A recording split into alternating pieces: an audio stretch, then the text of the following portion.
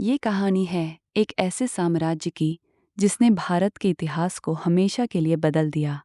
16वीं independence जब भारत कई छोटे छोटे राज्यों में बंटा हुआ था, तभी मध्य एशिया से एक योद्धा आया, बाबर, और 1526 में पानीपत का प्रथम युद्ध जीतकर मुगल साम्राज्य की नींव रखी। बाबर सिर्फ एक योद्धा नहीं, बल्कि एक लेखक भी था। उसकी आत्मकथा बाबरनामा आज भी इतिहास का महत्वपूर्ण स्रोत है। उसके बाद गद्दी संभाली उसके बेटे हुमायूं ने, लेकिन सत्ता की राह आसान नहीं थी।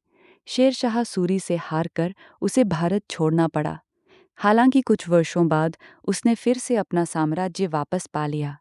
फिर आया वो समय जिसे मुगल इतिहास का स्वर्ण युग कहा जाता है।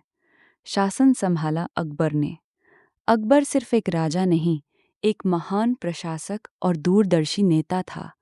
उसने सभी धर्मों को समान सम्मान दिया और दीन-ए इलाही की स्थापना की। उसके दरबार में थे 9 रत्न, जिनमें बीरबल की बुद्धिमत्ता और तानसेन का संगीत आज भी याद किया जाता है।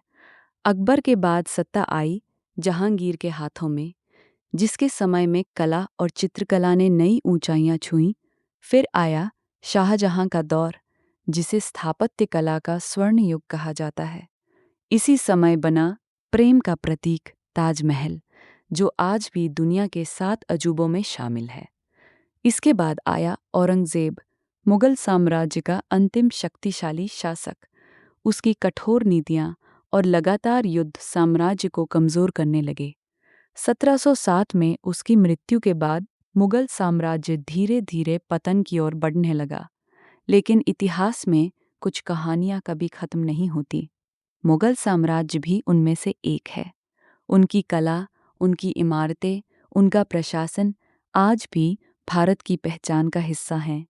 ये सिर्फ एक साम्राज्य नहीं था, ये भारत के इतिहास का एक स्वर्णिम अध्याय था।